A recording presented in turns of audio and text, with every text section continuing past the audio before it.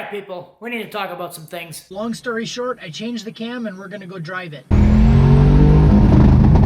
Alright, so I changed my rev limiter to 7,200 instead of 6,200 now. Now that it's not on a stock cam anymore, I feel a little more comfortable adding some timing in. So some of the spots, like as it's transitioning into boost, I added like 7 degrees, so now it's at like the 17, 18 degree range at about 10 pounds, and 15 degrees, 15 pounds, basically right around there. It's gonna RPM drop a lot on the shifts because of the stock converter, so it's probably gonna drop from 67 down to like 4,000. So I basically still have 12 degrees in it, in that like 4 to 5,000 range, just really, really light on it. So we'll see. I'm gonna roll into a little bit just because I haven't hit that part of the fuel map above 5,800 yet. And then we'll maybe do some Dragy runs.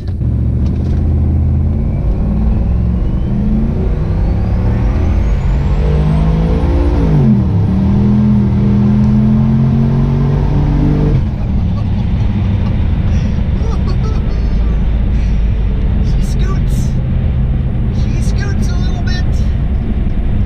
Alright, so I did data log that time just because I want to see like how the torque management looks.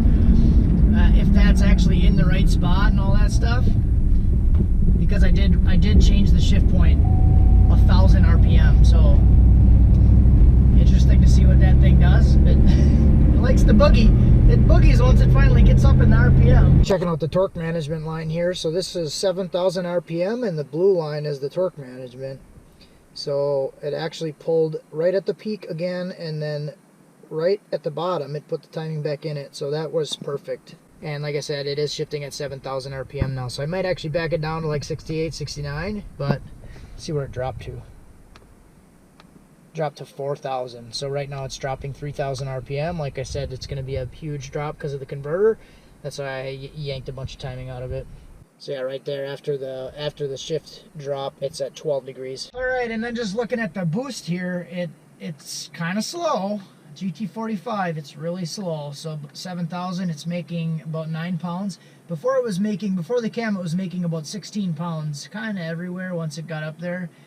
So it's kind of lazy to get up there, but then after the shift drop, it spiked to 17, and then it comes down back down to around 14, and then kind of trails off to 12. So let's go do a Dragy run and see where we end up. Last was 13.7, so maybe it should be quicker.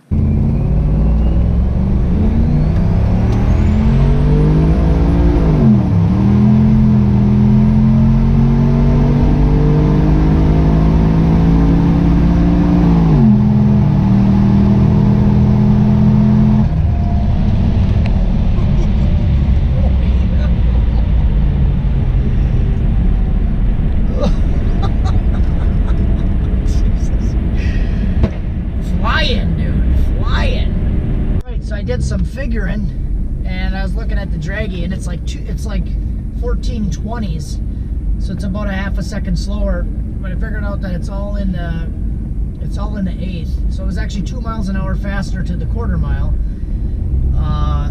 but a half a second slower and same mile an hour to the eighth.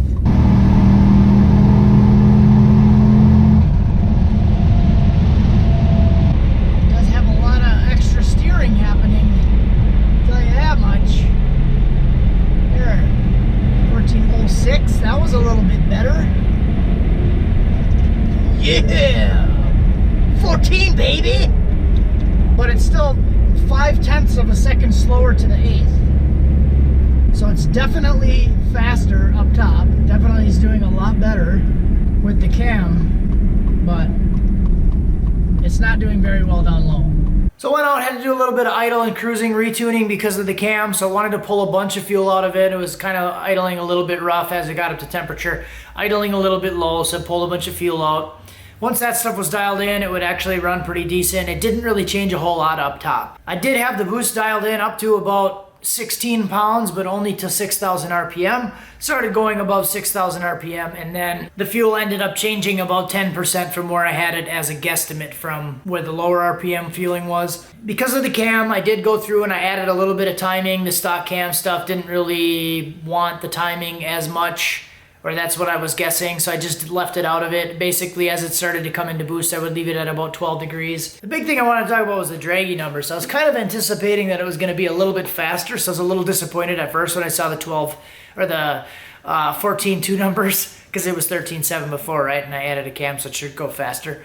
But basically what I ended up finding out after looking at the Dragy data, it was a little bit more doggy down low, but it was really good up top. So overall, it ended up picking up an extra 3 miles an hour on the quarter mile from the baseline that I had, and it was all in the back half. So it did same mile an hour, but slower time to the eighth, but it picked up an extra 3 miles an hour all in the back half from the eighth to the quarter. So overall, the ET doesn't really look that good, but it's a really slow leave. It's like a 2.6 60 foot, 2.58 I think it was today, compared to a 2.2 before when it was a 13.7.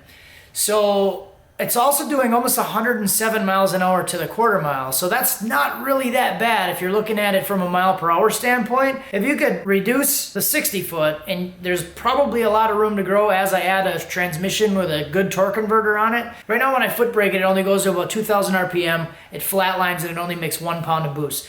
So if I can get it up to 4,000 RPM and leave on like 7, 8, 10 pounds of boost, it'll do a lot better in the 60 foot, and just the way that it's set up right now, improving the 60 foot after the transmission and converter swap will probably get it in the mid to high 12 range. So that's pretty exciting because it's a $60 turbo on it. So I do plan on changing the turbo. I do plan on changing the entire hot side. I'm going to go with a stainless log manifold, committed to that now.